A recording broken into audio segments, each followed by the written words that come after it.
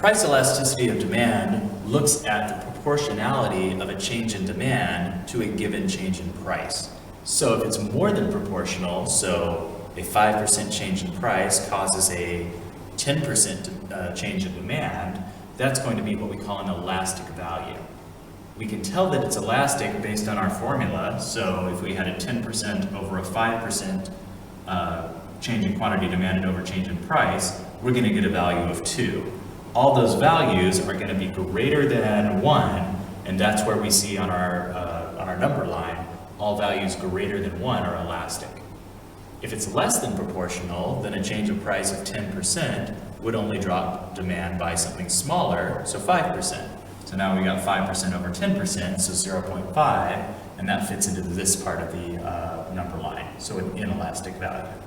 Notice throughout that I've got inelastic things in red, and I've got elastic things in blue. If a change in price is equal to the change in quantity demanded, then it is proportional, and that's what we call unit elastic. That only happens in a very small range. It's only right in the middle of the demand curve. The top half of the demand curve, these are all elastic changes, and the bottom half of the demand curve are all inelastic changes. Now remember, one thing about this is that all demand curves go from the y-axis down to the x-axis, or vice versa.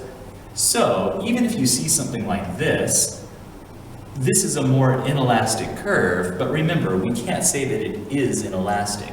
There is the rest of this demand curve going up, up, up, up, up, until it gets to the y-axis. So really what's happening here is what we're looking at is the bottom half of that demand curve. Likewise here, yes, it seems like it might be more elastic, but we're really only looking at the top half of that demand curve.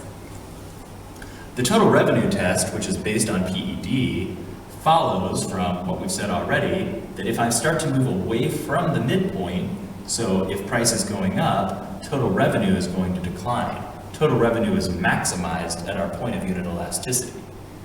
Therefore, if price goes down and total revenue goes up, then I must be going from a place up here on the elastic portion, getting closer and closer to unit elasticity. Therefore, that tells me I'm in the elastic portion of the demand curve. Likewise here, if price goes down and total revenue goes down as well, then that means I'm moving away from midpoint. If price goes up and total revenue goes up, again, that means I'm moving towards the midpoint. When we look at changing elasticity or changing demand curves and how that might change elasticity, remember that a change to the B variable makes the demand curve more or less steep. In this case, I've made the demand curve less steep by increasing the B variable from 4 to 5.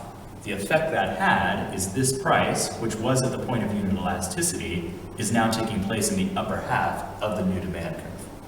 Here, I've increased the A variable from 400 to 600 that way, and again, this price that was at the point of unit elasticity on D1 is now in the lower half of that demand curve.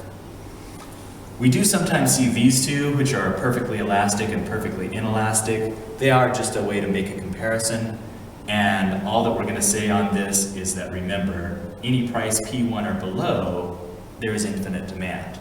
If I raise price just a little bit, demand goes from infinity down to 0. Therefore, I can't raise price and do anything to total revenue.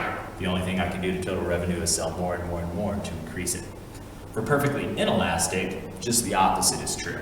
So any change to price does nothing to quantity demanded, so I can set price as high as I would like. Keep in mind, it's not very realistic because, of course, there's not infinite money out there, so I can't make the price $8 gajillion because no one has that much. Likewise here, the demand can't be, 5 quadrillion people because, well, there's not that many people out there.